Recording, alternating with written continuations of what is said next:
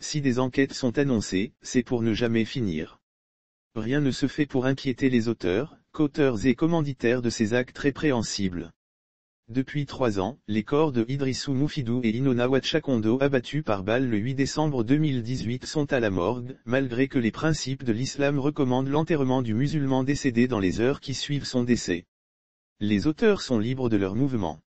Et dans tout ça, des journalistes qui sont des gardiens du temple, ceux-là qui se sacrifient, se saignent et prennent le risque de dénoncer notamment l'injustice, la corruption, le détournement des deniers publics, l'impunité, l'arbitraire, sont devenus des criminels logés derrière les barreaux, à la même enseigne que des trafiquants de drogue, criminels, bandits.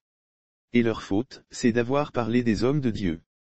Luc 7, 5, ayant entendu parler de Jésus, il lui envoya quelques anciens des Juifs, pour le prier de venir guérir son serviteur. Ils arrivèrent auprès de Jésus, et lui adressèrent d'instant supplications, disant, « Il mérite que tu lui accordes cela, car il aime notre nation, et c'est lui qui a bâti notre synagogue. » Ce verset de la Sainte Bible édifie sur le soin à apporter à certaines personnes qui, je réitère, ne sont nullement au-dessus de la loi mais disposent d'un rang qui mérite que la justice soit dite, dans toute sa plénitude. Le code de la presse pour un journaliste qui, dans l'exercice de sa profession, aura égratigné quelqu'un. Laisser les criminels jouir de toute liberté et envoyer des journalistes en prison pour avoir, dans l'exercice de leur profession, dit des choses qui auraient fâché quelqu'un, c'est mettre la liberté d'expression en danger. Venant à Fovi Katakou, je dis encore que nul n'est au-dessus de la loi mais envoyer une personne en situation de handicap sévère en prison. Et pourquoi? Il a écrit un texte dans lequel il attire l'attention sur ce qui ne va pas. Peut-être qu'il a écrit d'une manière qui ne conviendrait pas. Peut-être qu'il a utilisé des mots tabous. Peut-être que Fovi Katakou a attribué le nom du chat à un chien. Cela ne saurait faire de lui un criminel.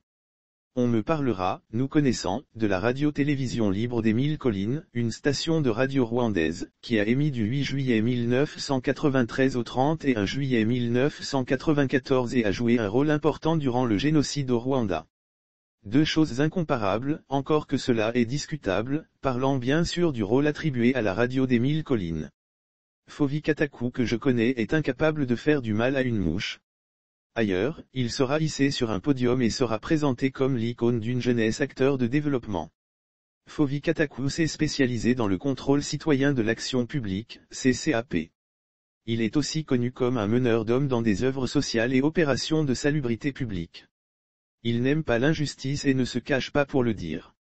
Cela suffit pour en faire un prisonnier. Encore qu'aucune de nos prisons ne dispose d'installations adéquates pour accueillir une personne en situation de handicap sévère comme Fovi Katakou. Je suis très attristé par ce qui se passe dans mon pays et qui en fait la risée du monde. Tout ce que nous faisons doit tenir compte du Togo que nous voulons laisser à nos enfants. Un Togo réconcilié, uni et prospère. Pas un pays divisé et vulnérable à la merci des maux destructeurs et dévastateurs.